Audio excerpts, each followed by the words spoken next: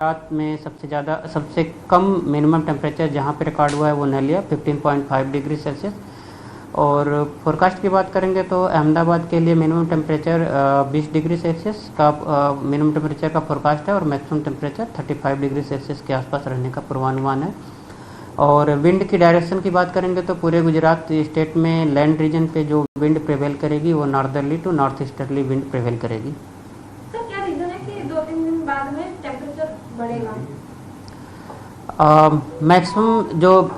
Maximum temperature है वो 3 दिन के बाद 2 से 3 डिग्री सेल्सियस बढ़ने का पूर्वानुमान है, जिसमें 24 तारीख के आसपास एक वेस्टर्न डिस्टर्बेंस पास करेगा।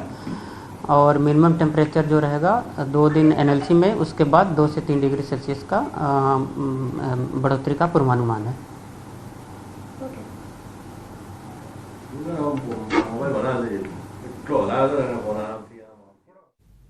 तो हवामान विभाग द्वारा आगाही કરવામાં આવી છે। તાપમાન વધવાની શક્યતા વ્યક્ત કરવામાં આવી છે। આગામી 2 થી 3 દિવસમાં 2 થી 3 ડિગ્રી જેટલું તાપમાન વધવાની આગાહી કરવામાં આવી છે।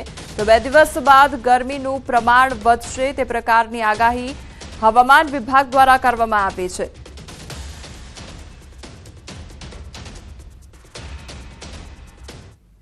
આ તરફ વડોદરામાં જતા શિયાળે ભર ચોમાસા જેવો માહોલ જોવા મળી રહ્યો છે। મનપાના અણઘડ વહીવટ અને કોન્ટ્રાક્ટરોની બેદરકારીથી નાગરિકો હેરાન પરેશાન થઈ રહ્યા છે। શિયાળામાં રસ્તા પર પાણીની રેલમછેલ જોવા મળી છે। હાઈવે પાસે વડદલા રોડ પર વરસાદી માહોલ જામ્યો છે અને પાણી વિતરણ કરવાના સમયે જ વાલ્વની કામગીરીથી જળબંબાકાર જેવી સ્થિતિ જોવા મળી। રોડ અને દુકાનોમાં પાણી ફરી વળ્યા છે।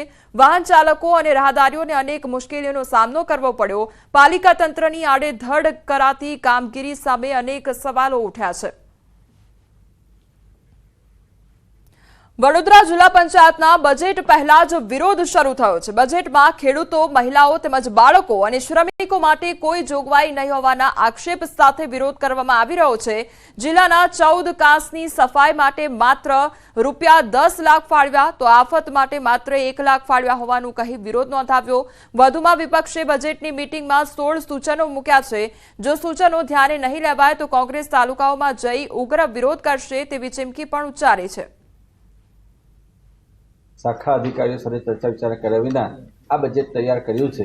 તો અમારો જે સૂચનો છે એ સૂચનો અમે લેખિતમાં આજે જિલ્લા વિકાસ અધિકારી સાહેબને આપીએ છીએ, જેથી કરીને અમારા જે સૂચનો છે એ સૂચનો પર ચર્ચા વિચારણા કરવામાં આવે અને આગામી જ્યારે 24 તારીખે સામાન્ય સભા મળવાની છે એમાં બજેટમાં અમારા સૂચનો જો આવવામાં આવશે તો જિલ્લાના તમામ નાગરિકો સુધી સુવિધાઓ પહોંચશે। અમદાવાદના ગોમતીપુરમાં મેગા ડિમોલિશનની કામગીરી હાથ ધરવામાં આવી છે। એક સાથે 120 કોમર્શિયલ એકમ અને 45 જેટલા રહેણાંક મકાનો પર બુલડોઝર ફરી વળ્યું છે। સંવેદનશીલ વિસ્તારમાં કડક બંદોબસ્ત વચ્ચે ડિમોલિશન કામગીરી હાથ ધરવામાં આવી છે। તો 120 જેટલા જે ગેરકાયદેસર મકાનો હતા તેના પર બુલડોઝર ફરી વળ્યું છે અને 120 જેટલા કોમર્શિયલ એકમ તેમજ 45 જેટલા મકાનો તોડી પાડવામાં આવ્યા છે। રહેણાંક મકાનો જે 45 જેટલા હતા તેમના પર બુલડોઝર ફરી વળ્યું છે। સંવેદનશીલ વિસ્તારમાં કડક બંદોબસ્ત વચ્ચે ડિમોલિશનની કામગીરી હાથ ધરવામાં આવી છે। અમદાવાદ મ્યુનિસિપલ કોર્પોરેશન દ્વારા જીપીએમસી એક્ટ 212(2) મુજબ સ્ટેન્ડિંગ કમિટીની મંજૂરી મેળવી 2007ની અંદર નોટિસ આપવામાં આવેલી હતી।